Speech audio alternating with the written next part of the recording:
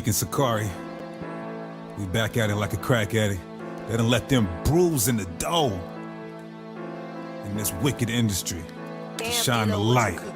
They done let them bruise in the dough. Oh shit. They done let them bruise in the dough. They done let them bruise in the dough.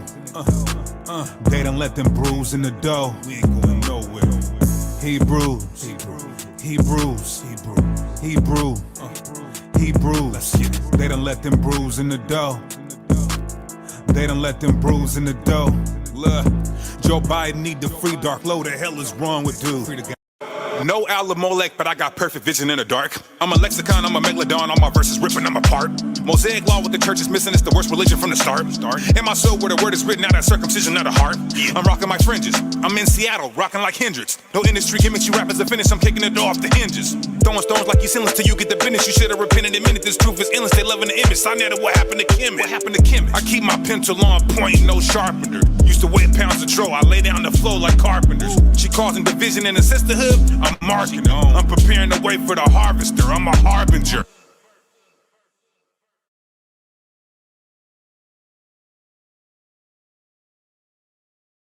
Cops hop out, we bail on them. Leviticus, I like my fish with scales on them. Ask Chief Ephraim, he could vouch. We be putting in the work while you sitting on the couch. Camp haters quiet as a mouse. Yeah, already shout out to my brother Austin Trout. Just as a reminder if there's doubt, I wear every single fringe even when I'm in the house. Get all your truth music at deaconsakari.com. That's 9 albums. We even got a couple free for y'all. Support the cause, y'all. I see a lot of haters. I knew it would come with it. Rap game full of evil and sin, and I don't want none of it. They bite my style. They just want to take it and run with it. Sakari Varsity Online Academy, specializing in Hebrew apologetics. Come learn how to defend the gospel. Email sakariseattle@gmail.com. Limited registration. Well, you're one hit wonder list. You can call me the deacon, but just put the strong right in front of it. World of sin, sedition of men. I know the Most High is my ruler. My neighborhood full of drug deals, blood spills from fire and Rugers. These niggas getting crazy. I seen them do a drive-by in the Uber. I tell them come back to the law, statutes, and commandments of Lion of Judah. But some people think getting.com, even your head wrap, stay dipped, stay brewed, dripping. All right, deaconsakari.com. All right, y'all, go to czyn.network. czyn.network. We done with Patreon. No more Patreon. czyn.network.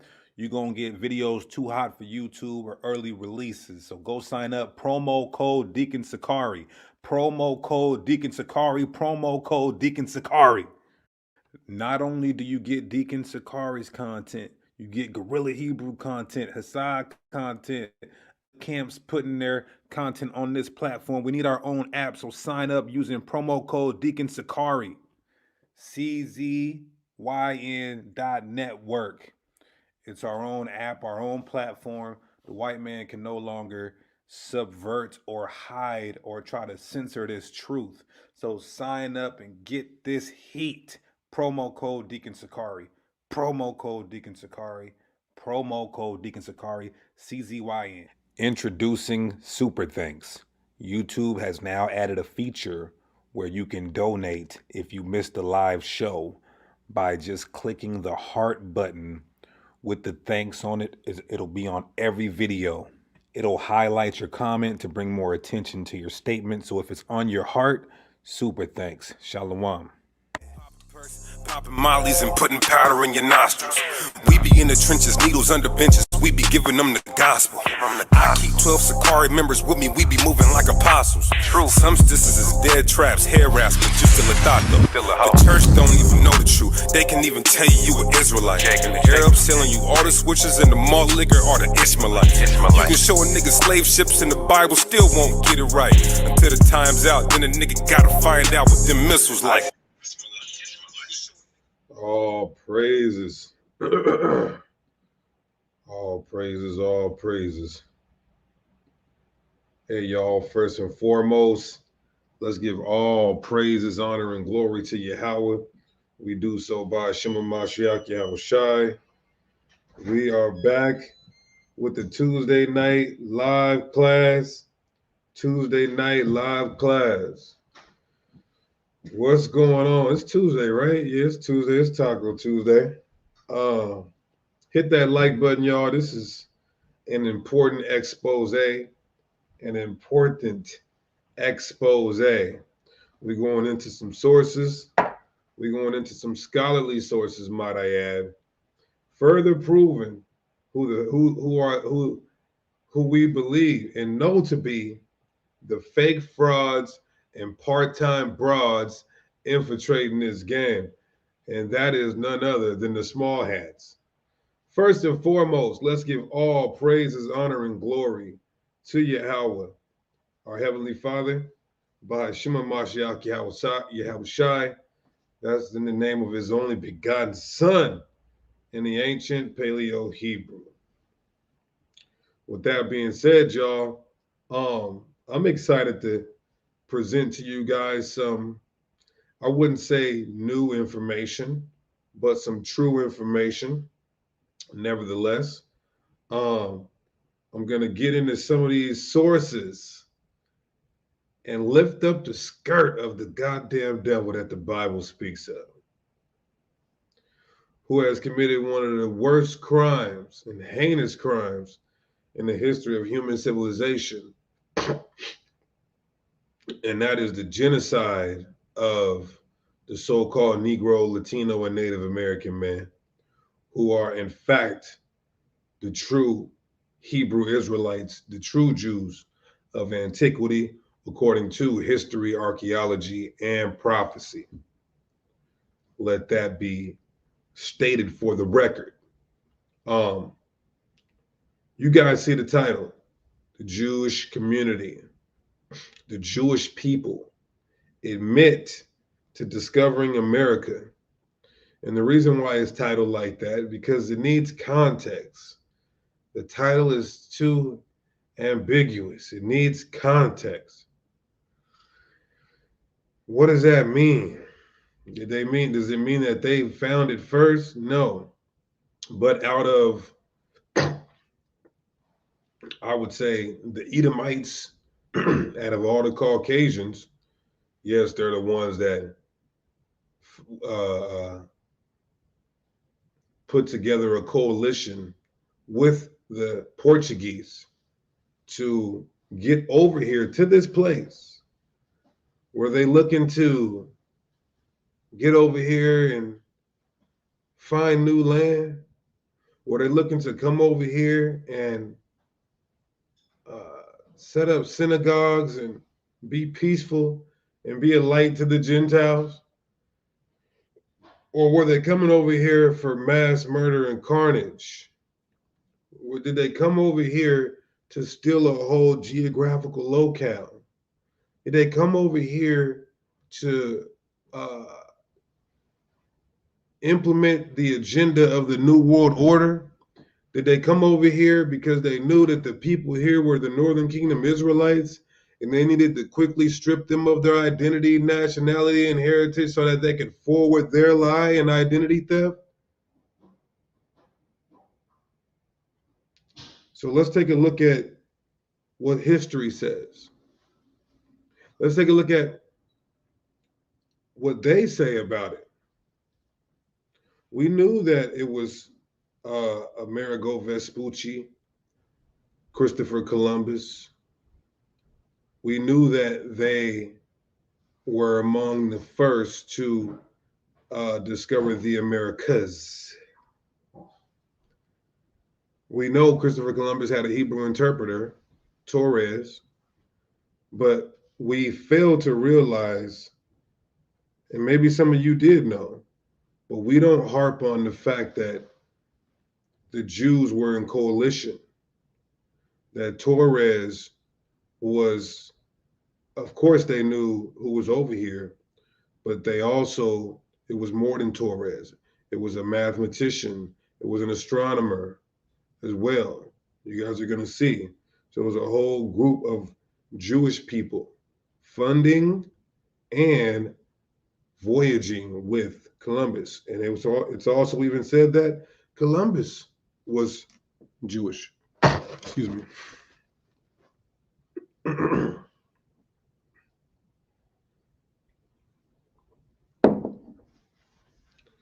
So without further ado, y'all, I want to introduce first this book.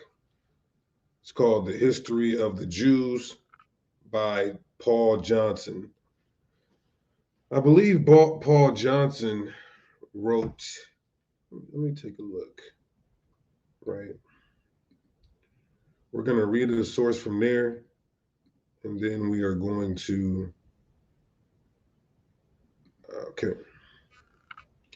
So this at one point was a national bestseller. It was published in 1987. 1987. All right. A History of the Jews by Paul Johnson. Okay. So who is Paul Johnson? He's a renowned author. Paul Johnson. Here we go.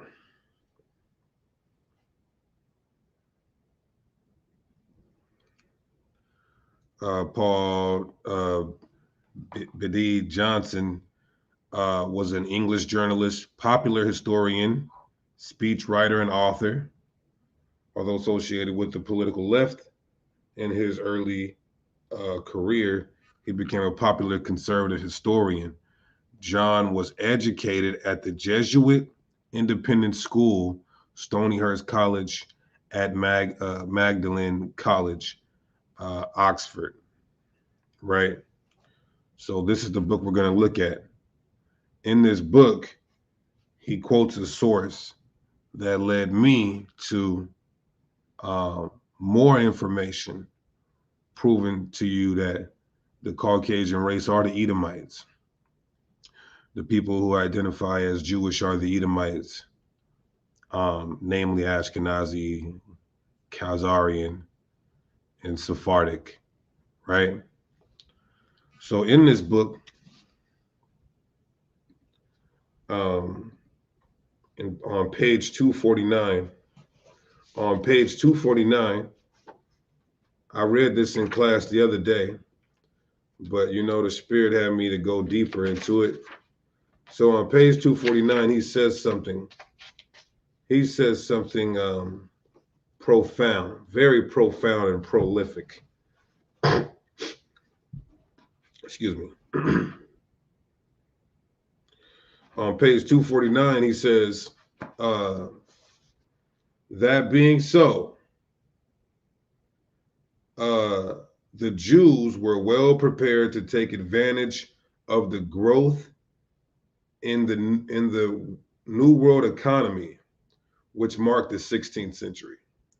So in the 1500s, which they would call the 16th century, the Jews said, everybody's waxing rich off of the slave trade, whether it be cotton, whether it be sugar, whether it be agriculture, whether it just be free slave labor, period. Everybody's making their fortune. What did the Jews want to do? They wanted to be a part of that new world economy, that boom of the transatlantic slave trade. And not only the transatlantic slave trade, I got another source. Well, it's all part of the transatlantic slave trade. Not only in the enslavement of the Southern Kingdom, the so-called Negro, but also the indigenous peoples of Americas. Right? So look what it says. Indeed, right? In view of their exclusion from the Spanish Peninsula. So it says, all right, they got kicked out of Spain with the Spanish Inquisition, but they didn't really tripping. Wait, hold on, that was a bar. They got kicked out of Spain during the Spanish Inquisition, but they wasn't really tripping. You know why? Because they was about to get their hands into the transatlantic slave trade. But I thought these were like holy, chosen people who, you know, if you say something about them, you get canceled, but they get to be a major factor in the transatlantic slave trade. You see the double standard here? So it says in their treatment in the Reformation and Counter Reformation Europe, because not only were they getting expelled from Spain, they were also getting expelled from Europe, which is why you get the German theologian Martin Luther, who was the founder of pretty much every major denomination in Christianity today. He wrote a letter about the Jews and said some nasty stuff, Martin Luther. And that's Vocab Malone's spiritual father. He has a whole doll and shirts with Martin Luther all over him. Even though Martin Luther said some horrible things about the small hats, such as they're only useful to be at the end of a whip, they're only useful to be slaves, they're only useful to have bullets whizzing by them. This is what he said in his letter to the small hats. So in this book, as we continue to read, it says they had no alternative, talking about the small hats, but to push the diaspora further. So they're like, okay, we're not finna give up. Who cares about Spain? Who cares about Europe? Let's push this enterprise worldwide. This is how the Jewish community is thinking. Let's push this enterprise worldwide. Called it the diaspora, right? Well, look what it says. It says to seek new outlets for their business skills, meaning they're leaving these places with treasure and fortune. The Jewish people who are scattered are leaving these places where they're scattered with fortune and treasure. But I thought the Bible said that all who would have them captives would refuse to let them go, but they let them go.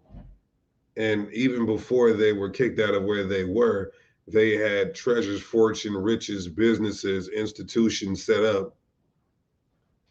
Then when they got expelled from where they were, they went and set up more business and institutions.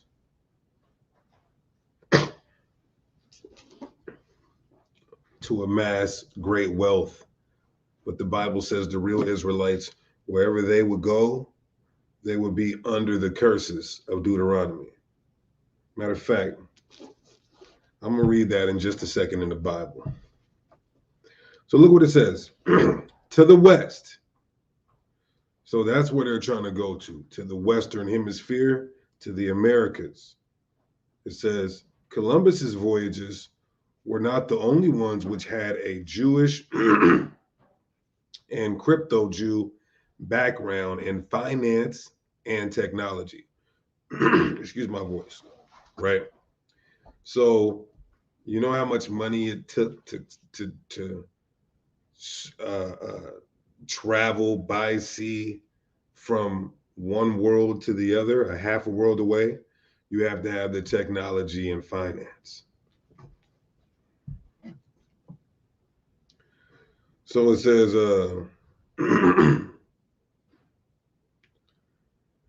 expelled Jews went to the Americas as the earliest traders. They set up factories in St. Thomas, for instance. They became the first large-scale plantation owners. They became the first large-scale plantation owners.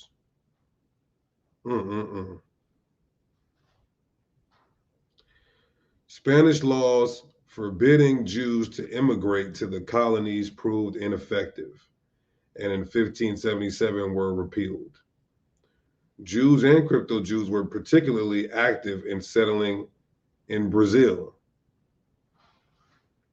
The first governor general, Thomas de Souza, sent out in 1549 was certainly of Jewish origin. Why is that important? Why is that important? And we're going to get the source that he's quoting from. Why is that important? Because in 1549, the indigenous peoples of Brazil were getting enslaved. And not only that, most of the Negroes being stolen from West Africa were being transported to South America, Brazil. So the first governor general to oversee the slave trade in South America was a Jewish person. You think he helped? You think he cared? You know what's so crazy? It's been years and years and years since I've only had 300 people watching live. It's usually double and triple or quadruple this amount of people. But guess what? Somebody's going to hear this who's watching, and they will be enlightened and awakened. If one person is enlightened and awakened, all praises to the Heavenly Father. All praises.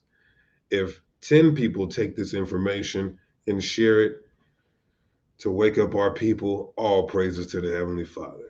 See, what YouTube and the devil don't understand is that we've been doing this before views. We've been doing this before we even cared about being on YouTube, in the streets, in the community.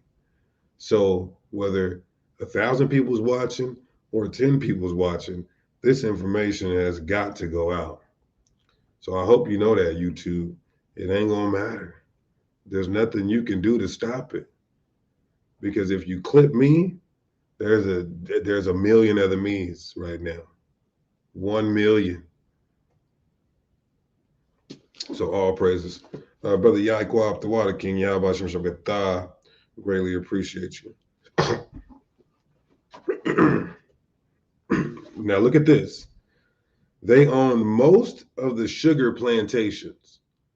All that sugar cane, they own most of the sugar plantations. They control the trade in precious and semi-precious stones. Everybody knows that. Look at the movie with Adam Sandler where they was, I forget what that was, where had the basketball players and that they was trading precious stones. Everybody knows that the Jewish community has had the stones, the diamond industry on lock for centuries. And it starts back here in the 16th century. I used to buy jewelry in LA, downtown LA, in the Diamond District, all Jewish community. Matter of fact, my jeweler was Jewish, Mike the jeweler. He did some pieces for T.I., Snoop, Nipsey Hussle, basketball players. This is back when I was balling out of control by doing bad stuff. But anyway, he was a Jewish man. You understand? The new British, so it says, the Jews expelled from Brazil in 1654. So something is going on. Something is going on where, and we're going to get to the most important part of this video in a second, but something is going on that wherever they're going, people are not liking what they're doing. See that? See what I'm saying? But the prophecy says that the Israelites, the true Jews, will be going to all these places as slaves, and they wouldn't be able to leave. And they wouldn't have a Chinese nickel in their pocket. But something is happening where these guys are taking their riches and their fortune and their treasures and migrating places and setting up shop. And people are not kind of liking what they're doing, so they're telling them, you got to go. And then they go to the next spot and do the same thing, amass riches and wealth. And then the people of that place be like, you guys got to go. Right? They controlled the trade in precious and semi-precious stones. Jews expelled from Brazil in 1654 helped to create the sugar industry in Barbados and Jamaica. Well, who the hell do you think had that?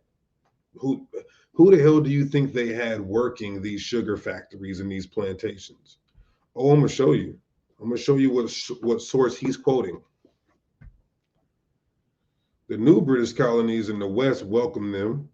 The governor of Jamaica rejecting a petition for their expulsion in 1671. He wrote that he was of the opinion, so they tried to get them out of Jamaica too. But the governor struck that down and rejected the petition, saying this: he was of the opinion that His Majesty could not have more profitable subjects than the Jews and the Hollanders. They had great stocks and correspondence. The government in Suriname pronounced, we have found that the Hebrew nation have proved themselves useful and beneficial to the colony by embarking and taking place in the transatlantic slave trade and plantation owning, free slave labor. That's good for the economy.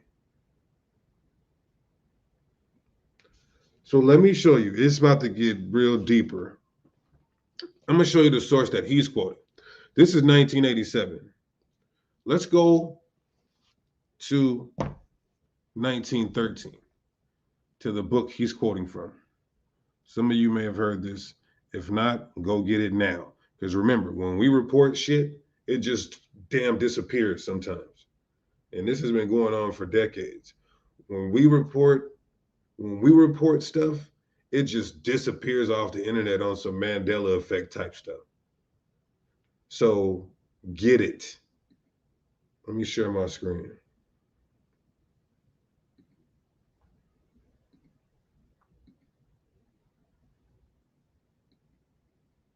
All right.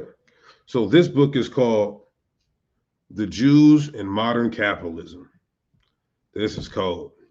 Get ready to be angry a little bit.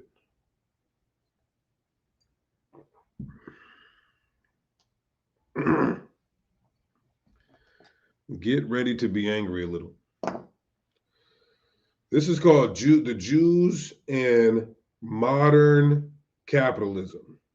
Okay? Right. This book might be $30,000 by the morning after they found out we reported on it. But this is in Harvard College University. So it's at Harvard College, the prestigious Harvard, right?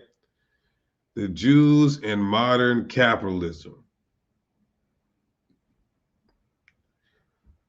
All right, so it's by Werner Sombart. Werner Sombart. Who is he? He's up there with the Max Webers and the Emil Durkheim's. Those are the founders of sociology from the 1800s, right? Let me just get his bio real quick. Where is he at?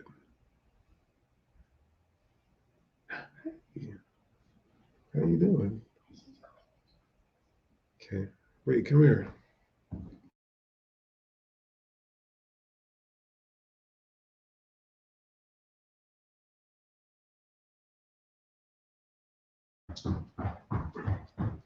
I had to give my daughter the kisses.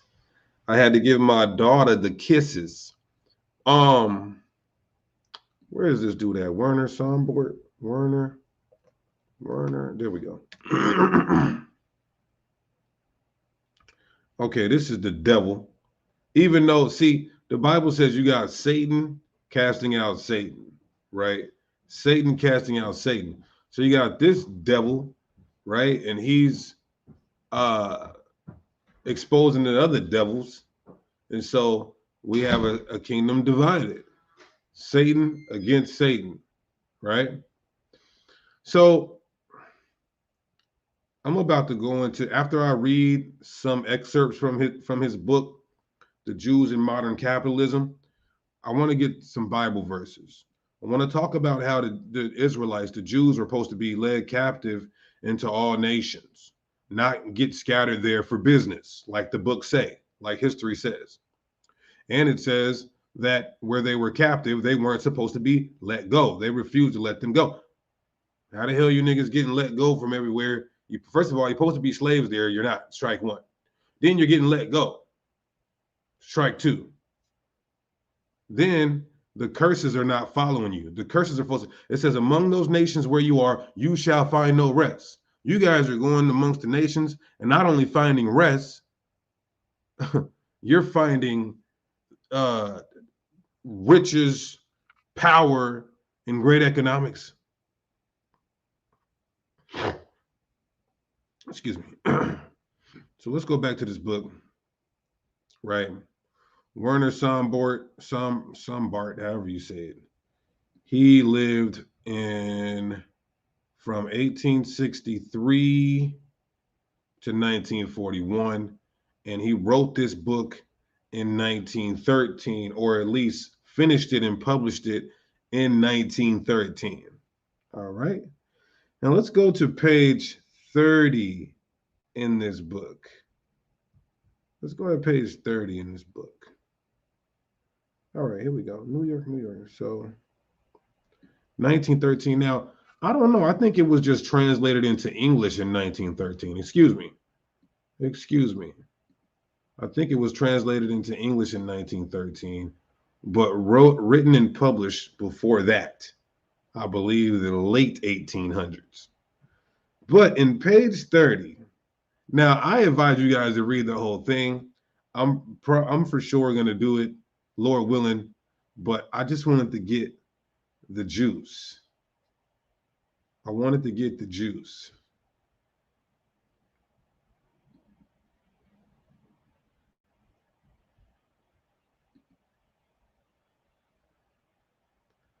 Oh man, this is crazy. This is crazy. All right. So let's start at 29. Let's start at page 29. Y'all with me? All praises.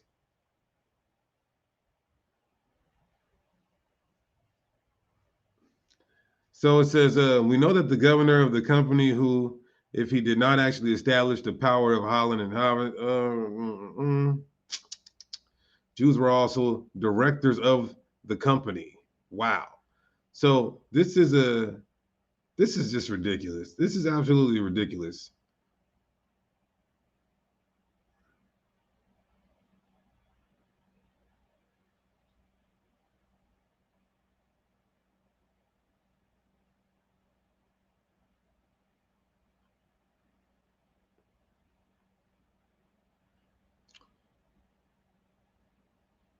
Okay, okay, here we go. On page 28, there were probably many Jews resident in the East Indies, even in medieval times, right? And what I like about this book is he has a lot of source documents. So if you're gonna deal with proper scholarship, you got to fact check these statements. All right. And when the nations of Europe after 1498 stretched out their hands to seize the lands of the ancient civilization, the Jews were welcomed as bulwarks of European supremacy. Though primarily they came as pioneers of trade. See, everywhere they go, they're flourishing. Everywhere they go, I said this at camp the other day. The Bible says everywhere the Israelites go, they would be under the curses. And everywhere they go, they flourish. Everywhere we go, we're malnourished. I'm talking about the time of the transatlantic slave trade. Everywhere they went, they flourished. Everywhere we went, we're malnourished. It's different. But we embrace these curses. We embrace them and we smile through them. I hope they do when it's their turn. So it says Jews were welcome, they were welcome. And remember it said, never mind. In all likelihood, exact proofs have not yet been established. The ships of the Portuguese and of the Dutch must have brought shoals of Jewish settlers to their respective Indian possessions. So the Portuguese and the Dutch, they're bringing their fellow Edomites with them to the colonies that they have stolen, right? At any rate, Jews participated extensively in all the Dutch settlements, including those in the East. We're not even to the West yet. We're going to get to America in just a second. We are told that Jews were large shareholders in the Dutch East Indian Company. Wow. And everybody knows the Dutch had a major part in not only the transatlantic slave trade, but colonizing melanated nations. Well, it said that the Jews, and this will be source reference number 52, they were major shareholders with the Dutch at that time. We know that the governor of the company, who, if he did not actually establish the power of Holland and Java, certainly contributed most to strengthen it, was called Cohen. He was called Cohen. The governor of the company, the Dutch East Indian Company, was called Cohen.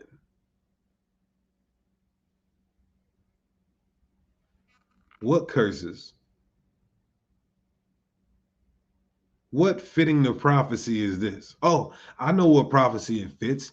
The prophecies concerning Esau and the Edomites, the wicked of the earth. Mm-mm-mm. You know what? I'm kind of scared what they gonna. Oh man, YouTube might be mad at me for this. YouTube might be mad at me for this, but I'm already invested, so I have to continue. Furthermore, a glance at the portraits of the governors of the Dutch colonies will make it appear that this Cohen is not the only Jew among them. Jews were also called directors of the company. In short, no colonial enterprise was complete without them. Mm-mm-mm. Mm-mm-mm-mm. 1500s. This is in the 1500s.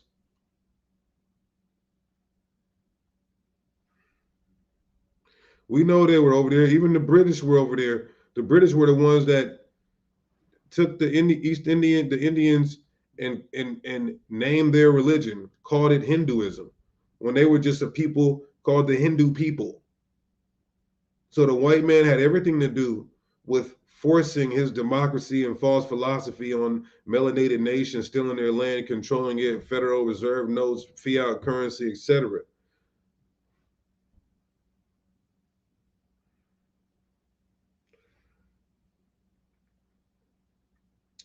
Now, once we get to the part with the Americas, I need somebody to clip it and make a TikTok out of this. So look what it says. It is as yet unknown to what extent the Jews shared in the growth of economic life in India after the English became their masters. Remember the British, the whole India was translated to the British Empire. We have, however, fairly full information as the participation of the Jews in the founding of the English colonies in South Africa. For real? What you mean? It wouldn't go. It's still messed up right now? Yeah, like you set your bed and everything. Okay. Well, just chill out and have a seat. All right. So they're in South Africa creating colonies, the Jewish community. That whole apartheid says we have, however, fairly full information as to the participation of the Jews in founding of the English colonies in South Africa and Australia. I can't wait to get another rabbi on here and ask him some questions about this.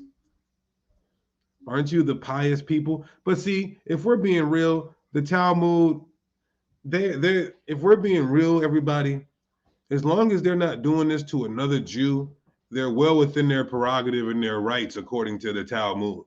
This is not wrong according to them. But the world should know how they get down.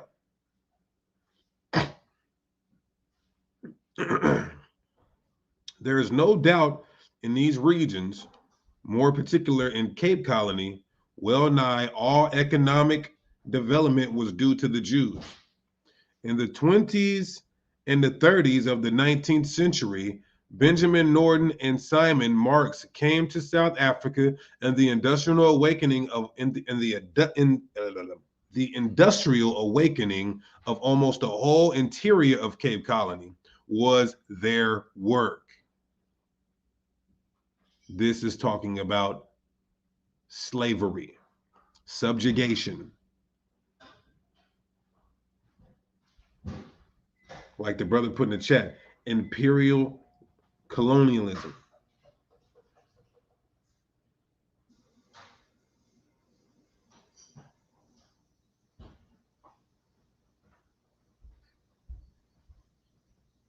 The biblical rumble room. Khan, let me know, get with me. I'm taking all sources. There is a where is it at? Okay. Julius Monsenthal and his brothers Adolf and James established a trade in wool, skins, and mohair. This is in South Africa. That means you had to pick that cotton.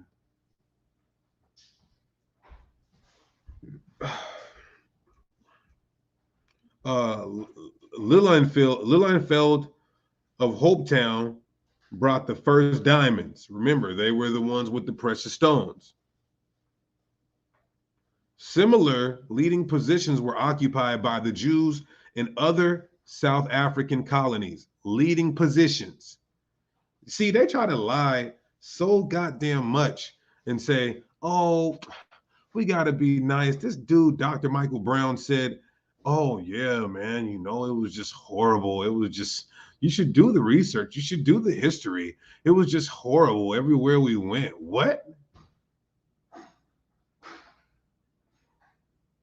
It was just really, really bad everywhere we went. No. Everywhere you went, you might have got kicked out of there, but you weren't at the bottom economically. You weren't disenfranchised, marginalized economically.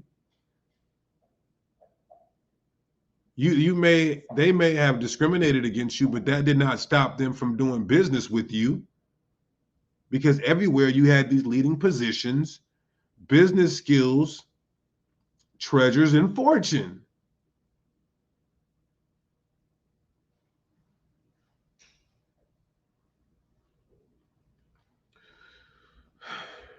Similar leading positions were occupied by the Jews in South African colonies, particularly in Transvaal, where it is said that today 25 of the 50, so 25,000 of 50,000 Jews in South Africa are settled at this point that this is being wrote.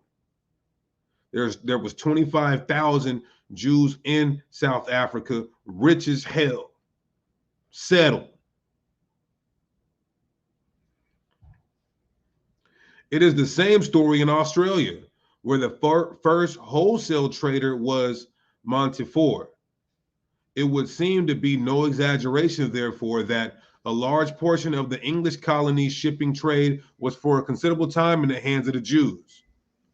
So who's up there oppressing the Aboriginals of Australia?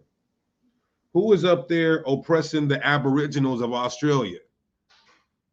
Look how bad they got done. Well, the sources are saying the small hats.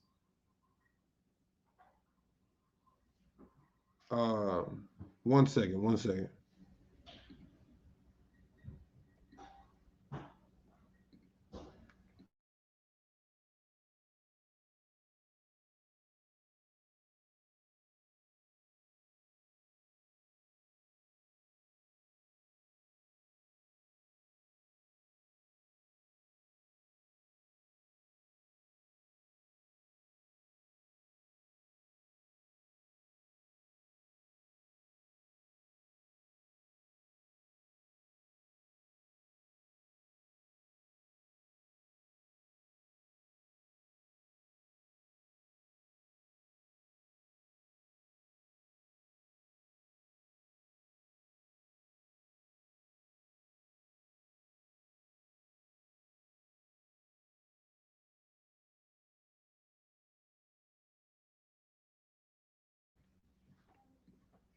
Salakia. Salakia, y'all. All right. But the real sphere of Jewish influence in colonial settlements, especially in the early capitalistic period, was in the Western Hemisphere. Uh-oh. Uh-oh. All right, here's what you guys all came for. But hit that like button first. Here's what you guys all came for, but hit the like button first. Let's talk about their involvement in the theft of the Americas, the genocide of the indigenous people in America. Let's talk about that. The first plantation owners in the Americas.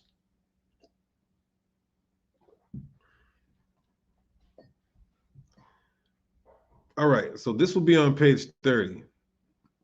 So it says, yeah, they had settlements everywhere, but especially in the early capitalistic period was the West Hemisphere, meaning the Americas. The Americas. Look at this. America and all its borders is a land of Jews. Wow. America and all its borders is a land of Jews. That is the result to which a study of the sources must inevitably leads, Lakia. And it's pregnant with meaning. It is like, what do you mean America and all its borders is the land of Jews? What does that mean? From the first day of its discovery, America has had a strong influence on the economic life of Europe. Now, whoever had this book highlighted the parts that I'm mostly interested in. It's like a Hebrew Israelite had this book and he highlighted most of the parts that I'm interested in the most. So it says, from the first day of its discovery, America has had a strong influence on the economic life of Europe. How? And the whole of its civilization. How? And therefore, the part which the Jews have played in the building up of the American world is of supreme import as an element in modern development. Meaning, they're waxing rich in America, doing business with Europe, waxing rich in Europe, being able to voyage to America to get more treasures and fortune off of the transatlantic slave trade and free slave labor.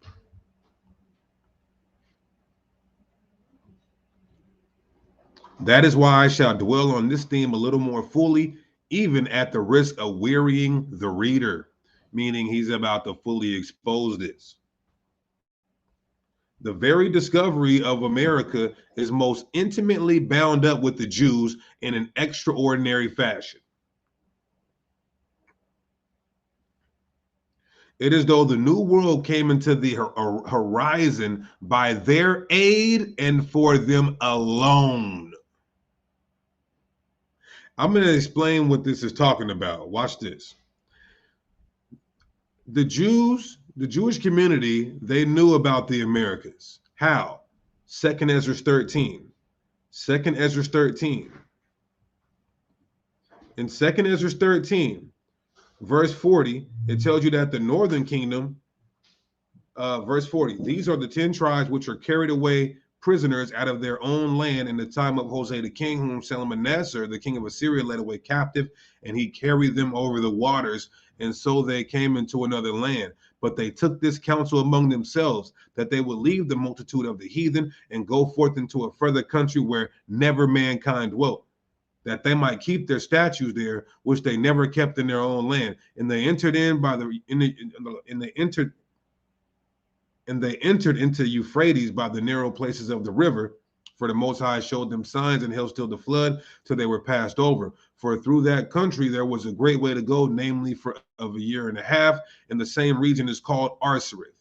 This is an ancient document that shows where the northern kingdom was, a place where never mankind dwelt, a place that the northern kingdom used to go to with the Canaan, or the Philistines, I believe, or the Phoenicians, Hiram and his navy, in the coalition with Solomon, will come here, but not to live, but just to get the resources from the land. Nobody was settled or civilized here. So they knew about that information. They knew about 2nd Ezra 13 and 40. And so in their Jewish encyclopedia, it says Arsarith, the name of the land beyond the great river. It says Columbus identified America with this land. Being that they had this information and known this is why it's so instrumental to use. I'm sorry, that was so instrumental for them to understand that there was a place where the northern kingdom was, where never mankind dwelt. And once they found it, they identified that place as what emphatically what Second Ezra 13 was speaking about. So they're saying, let me unpack this for you guys real quick. When we keep reading, which we're going to, I just want to let you guys know, in a nutshell, they're saying we knew the Americas were there. We know the Northern Kingdom's there. It is said that Christopher Columbus is a Jew. The Jewish community aided the voyage. They aided the voyage. They funded it. But they knew people were here. So they're killing like 3 birds with 1 stone. Let's go over here. Let's strip the Northern Kingdom. Let's strip the indigenous people of their heritage, culture, and identity so that we can further our lie. Let's take them into slavery, commit genocide, and steal the whole land, and make great riches while doing so. They're killing like 5 birds with 1 stone. Now, here's the cold part about it, y'all.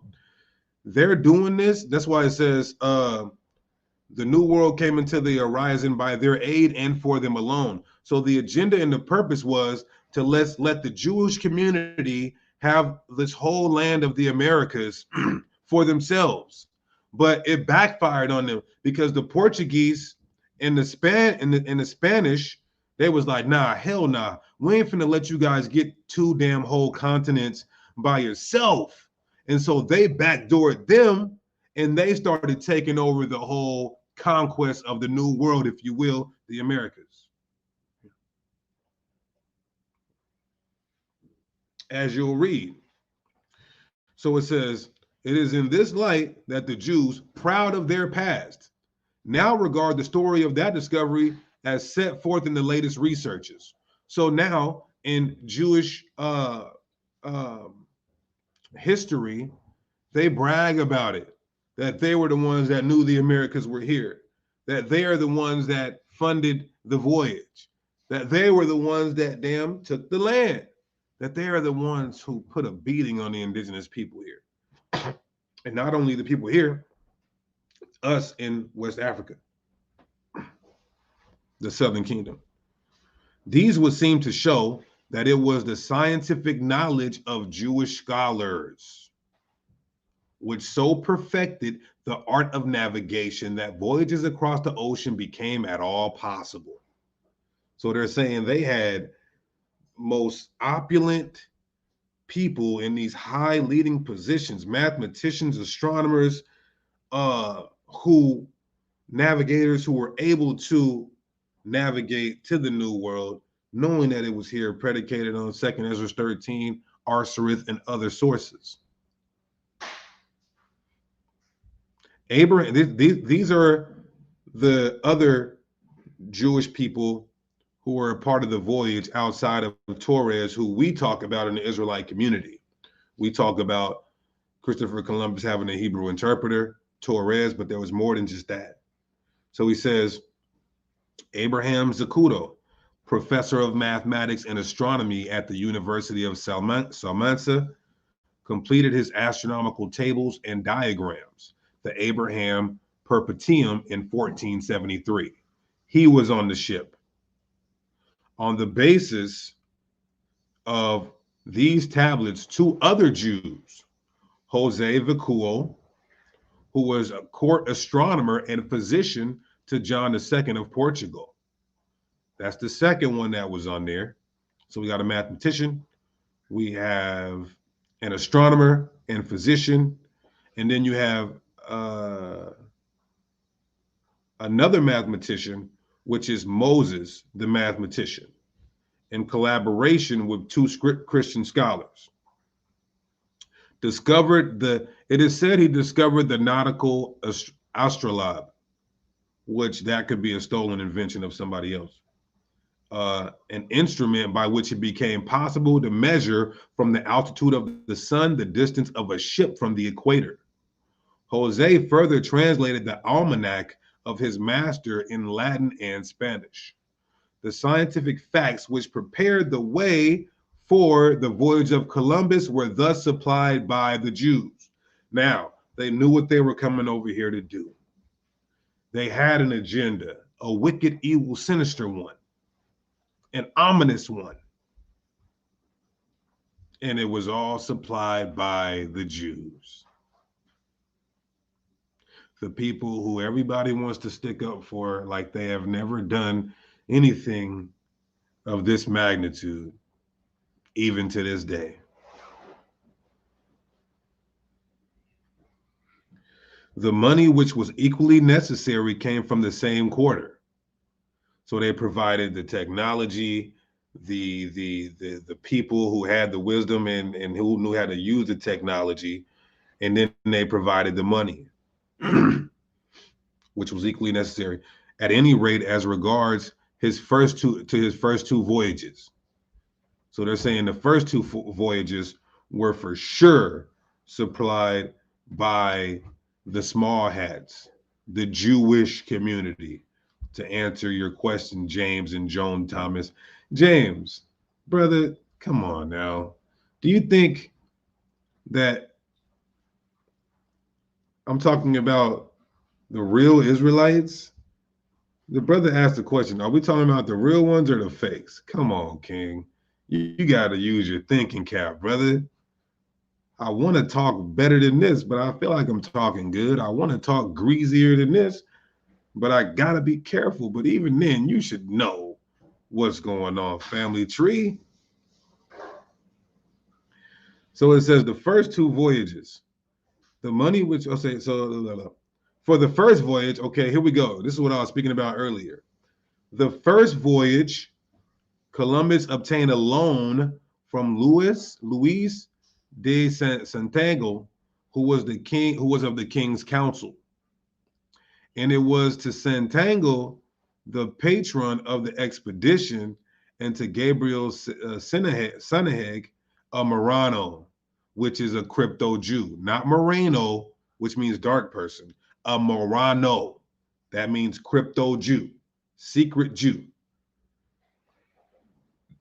Now, a Marrano, crypto Jew, he was the treasurer of Aragon that the first two letters of Columbus were addressed.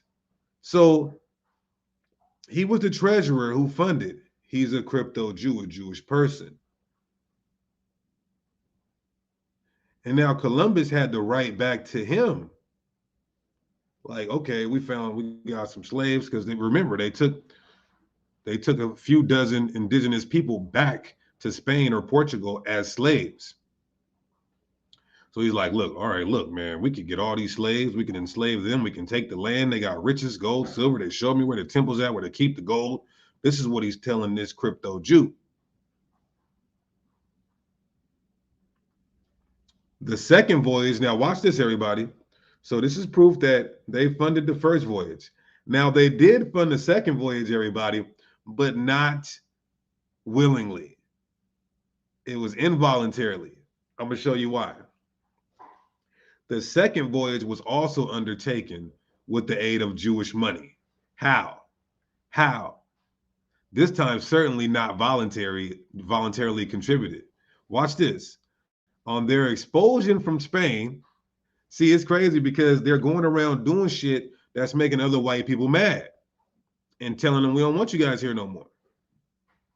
But look at this. It says, on their expulsion from Spain in 1492, the Jews were compelled to leave much treasure behind. This is why I say they're in all these places.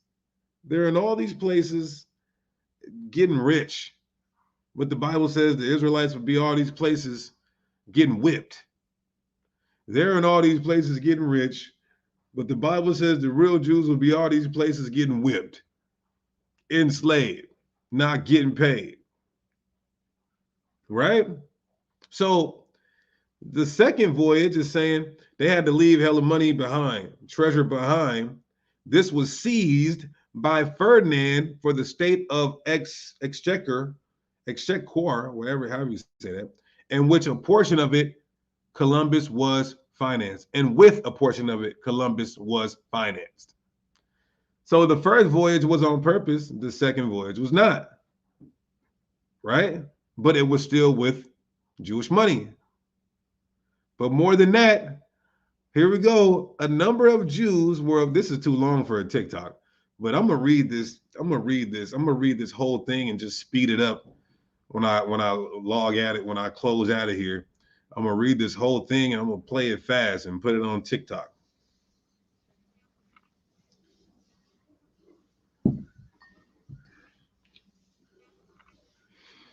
But more than that, a number of Jews were among the companions of Columbus. And the first European to set foot on American soil was a Jew, Luis de Torres.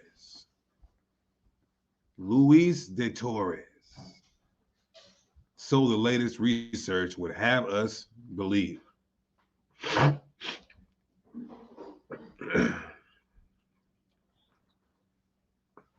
So if you want to talk about the reason, the whole rape, rob, murder, genocide, and enslavement of the indigenous people, you got to hold the Jewish community accountable. Not only that, because we believe that these are our Northern Kingdom brothers.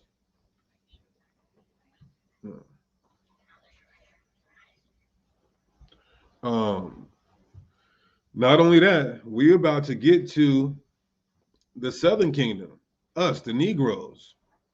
But watch this. But what caps all? Columbus himself is claimed to have been a Jew. So the writer is saying, what's worse than all it is that Columbus is said to be Jewish.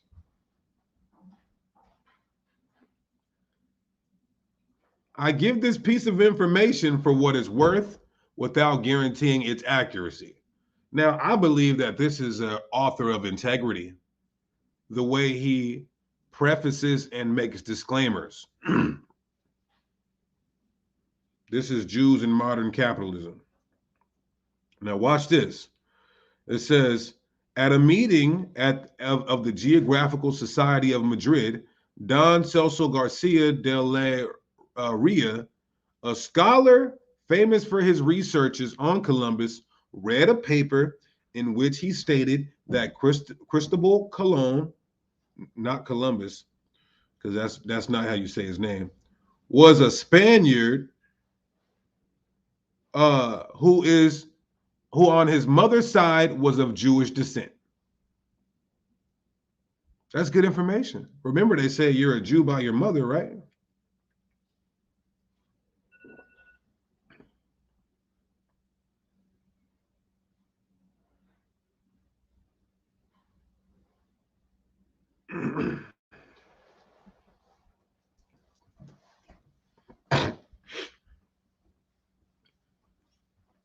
He showed by reference to documents in the town of Pontevedra in the province of Galicia that the family of Cologne lived there between 1428 and 1528, and that the Christian names found among them were the same as those prevalent among the relatives of the Spanish admiral. These Colognes and the Fonterosa family intermarried. The later were undoubtedly Jews, or they had only recently been converted, and Cristobal's mother was called Susanna Fonterosa. When disorders broke out, this page 32, when disorders broke out in the province of Galicia, the parents of the discoverer of America migrated from Spain to Italy. These facts were substantiated by Don Celso from additional sources, and he is strengthened in his belief by distinct echoes of Hebrew literature found in the writings of Columbus. And also because the oldest portraits show him to have had a Jewish face. Oh man, I don't know. I mean, I do know what he means. I do know what he means, but I don't want to be rude because you guys say it in the chat. You guys telling me what it means in the chat, so YouTube won't get me in trouble.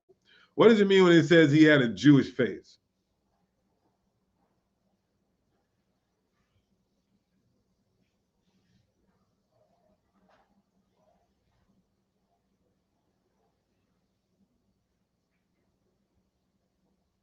Somebody said melanated. No.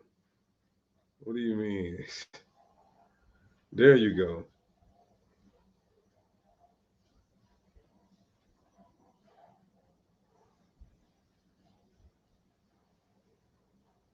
Somebody said the super chat is not working. Somebody said the super chat is not working. Mashah's got it right. Alan Cupid's got it right. J Dubs has got it right. Puff Puff has got it right. But somebody said the super chat is not working. The super chat seems to be working to me.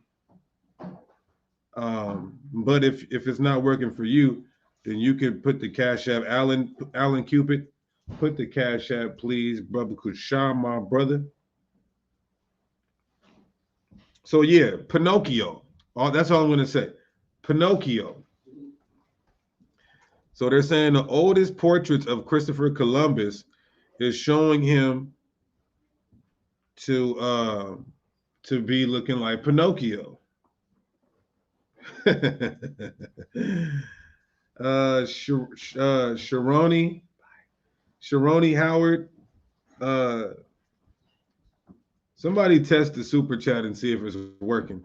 If not, Brother Allen has posted the PayPal and the Cash App. But let's continue. All right, scarcely were the doors of the New World open. All right, here's where all you Southern Kingdoms Negroes are going to be mad. But you should have been mad at what they did to the indigenous peoples of the Americas. You need to be mad at what they did to our Native American and Latino brothers, not just what they did to us on the shores of West Africa, right?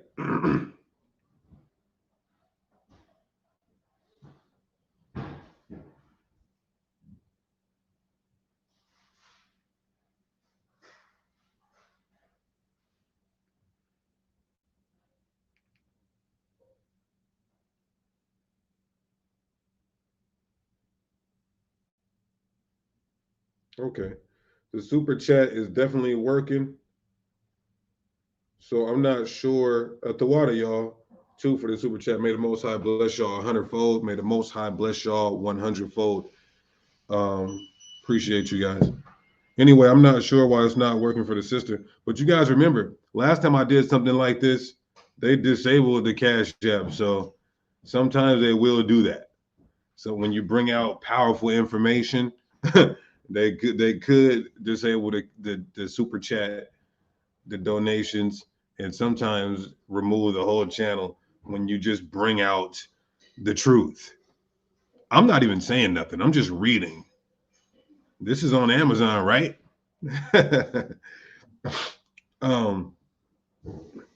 Either way, so let's keep going.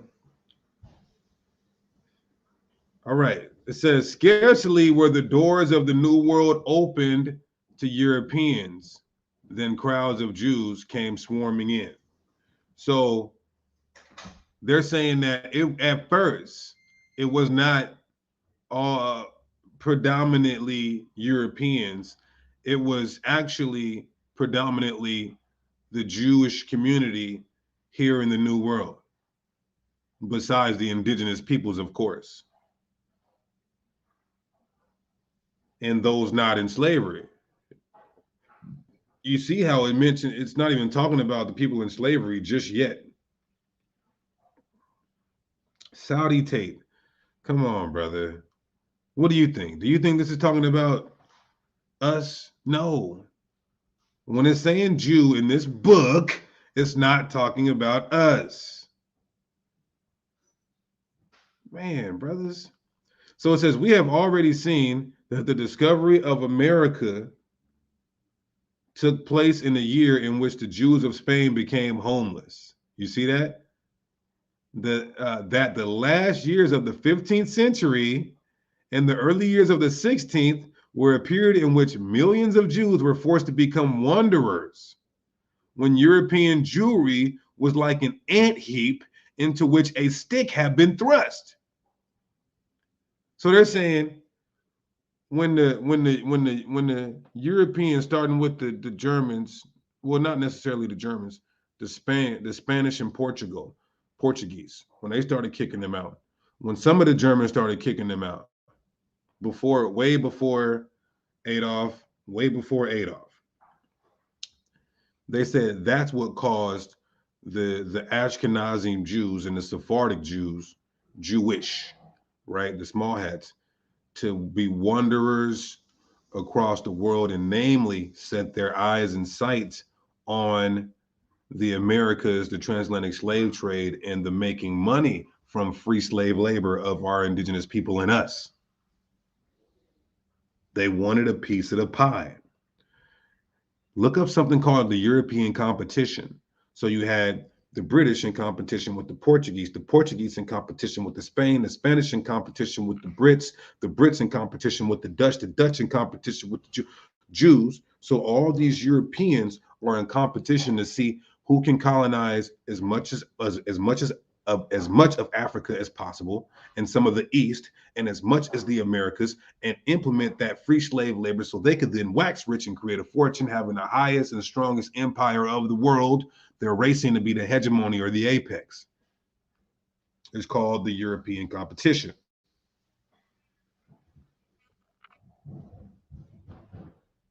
So it says, when you little wonder, therefore, that a great part of this heap, excuse me, betook itself to the New World, where the future seems so bright. That's messed up. The first traders in America were Jews. Now remember, I only got down this rabbit hole from reading this book from 1987, which quoted a source from this book from the late 1800s. That's how studying works. You spin off into a spin off into a spin off into a spin off. People say, Deacon, how do you study? When do you study? I don't know. I study like the wind. You don't know when the wind is going to blow. You don't know where it's going to blow. You don't know when it's going to change directions. That's how I study. I can't even put a strategy to it. So it says the first traders in America were Jews. The first traders in America were Jews. What does it mean by traders? What do you think they came over here to trade? What do you think they came over here to trade? Who is going to tell you? The first industrial establishments in America were those of Jews. The first industrial establishments. Who is running those industrial establishments? Bodies.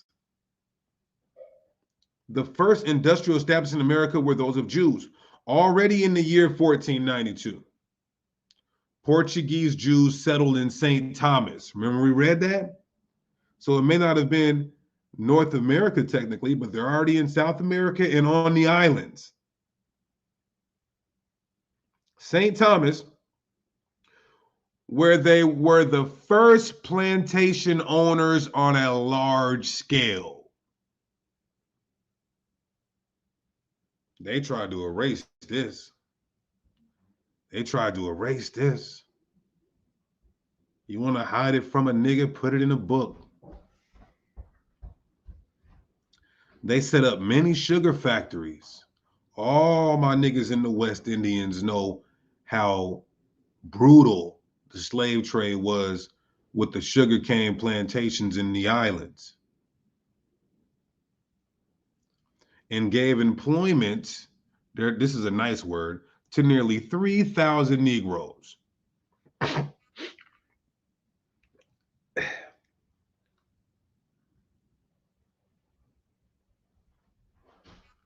They said employment. You see the disrespect? Chattel slavery is employment. Chattel slavery is employment.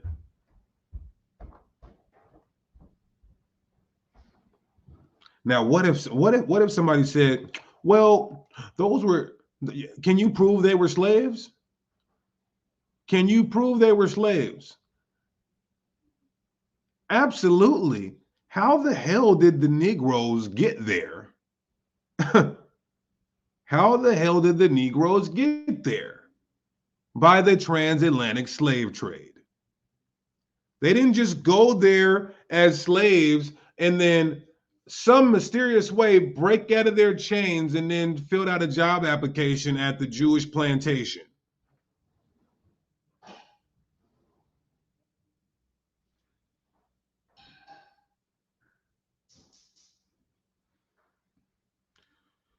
So they're the first plantation owners. Their first slaves were, of course, Negroes, because Negroes were brought to the islands by way of slave trade. And as for Jewish immigration to South America, so now dealing with the islands, now watch this in South America. Almost as soon as it was discovered, the stream was so great that Queen Joanne in 1511 thought it necessary to take measures to stem it, meaning Jewish people were migrating to South America in vast numbers that the Queen Joanne tried to stop the migration. Why? Because they seen, oh, it's the transatlantic slave trade. This is a new world of economics. Let's get there. It's like the gold rush, except for it was the slave rush. But her efforts must have been without avail. You know, I got a newfound respect for certain white people. When I read this book, I got a newfound respect for certain white groups of people because they seen these small hats going around the world doing unjust barter and trade and trying to just be parasites and take every advantage and further the affliction in slave trade. This is why the Bible says the worst out of all the Edomites are the Amalekites.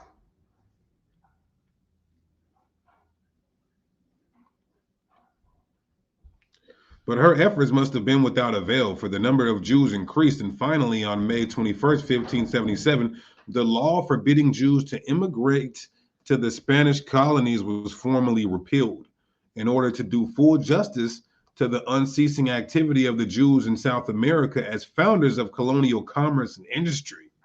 Wow. Most of the Negroes from the West African transatlantic slave trade were sent to Brazil. And so it says Jews in South America as founders of colonial commerce and industry. It will be advisable to glance at the fortunes of one or two colonies.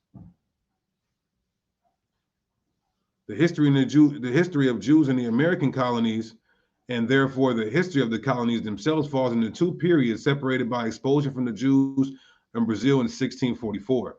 We have already mentioned the establishment of the sugar industry in St. Thomas by the Jews in 1492. By the year 1550, this industry had reached the height of its development on the island. There were 60 plantations with sugar mills and refineries producing annually, as may have been seen from the 10th part paid to the king.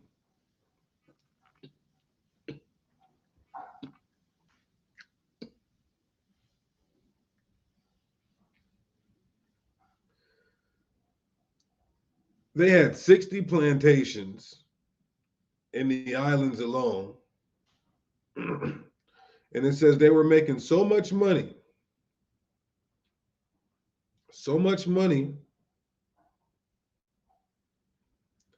that they paid tithes to the king with 150,000 arobes of sugar. I believe we did the math on that. This word arobe is a Portuguese word, If somebody can look it up again, it's tons and tons and tons. I think it might even be 10,000 tons. I'm not sure, but it's tons and tons and tons of sugar that they paid in tithes to the king because that's how much money they were making.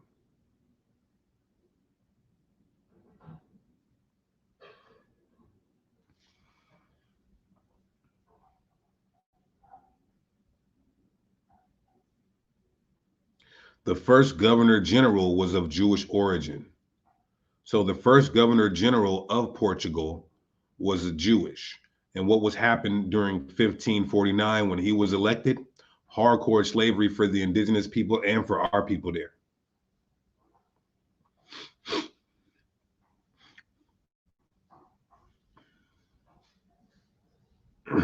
Nevertheless, the colony did not reach the zenith, meaning the pinnacle, the very highest of its prosperity until after the influx of rich Jews from Holland, consequent on the Dutch entering into possession in 1642. In that very year, a number of American Jews combined to establish a colony in Brazil, and no less than 600 influential Dutch Jews joined them up till about the 17th century.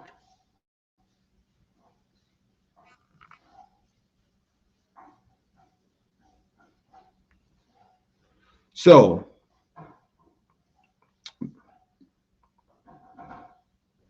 why is this important? How did they know America was here? How did they know who was here? Second Ezra 1340, Arsareth. In the Jewish Encyclopedia, it identifies Arsareth with America by stating Columbus identified America with this land. We've seen that there are sources saying that even Columbus identified uh, as Jewish. In Luke 21 and 24, it says, the Jews will fall by the edge of the sword and be led captive into all nations. And Jerusalem will be occupied by Gentiles until the arrival of Christ. Key point, led away captive into all nations. They're going to all nations, setting up colonies and businesses and embarking in the economic slave trade.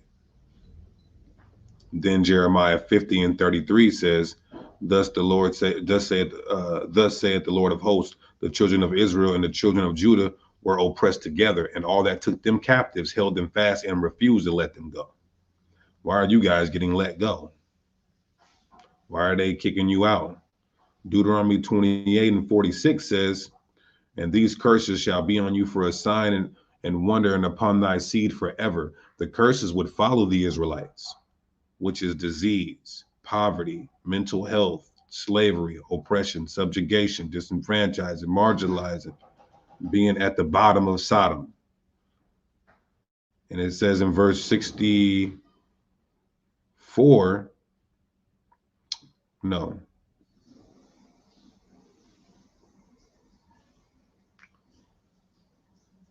65, among the nations where we're scattered, thou shalt find no ease, neither shall the sole of thy foot have rest.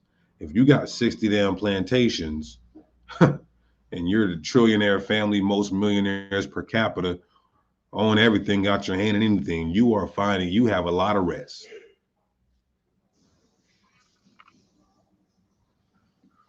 So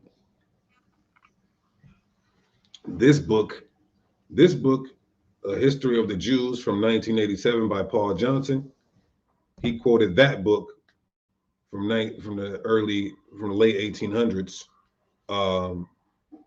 That what we just read was The Jews in Modern Capitalism.